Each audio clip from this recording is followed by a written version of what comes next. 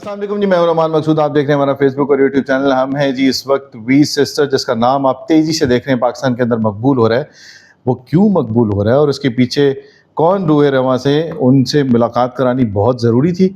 और ख़वातीन के अंदर एतमाद पैदा करने के लिए किस तरह से ये कोशिशें की जा रही है, और ख़वातीन को बावकार बनाने के लिए एक मोटरसाइकिल देना, और वो मोटरसाइकिल जब ज़ाहिर है आपने अपने शहर में चलानी है, इलाके में चलानी है, फिर आपने अपनी फैमिली का भी सामना करना है, वो सारी चीज़ें आज हम डिस्कस करेंगे इस वीडियो के अंदर। तो आपने ये वीडियो कंप्लीट देखनी है।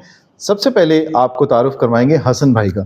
हसन तारिक साहब जो हैं इसके रूह रुमा हैं।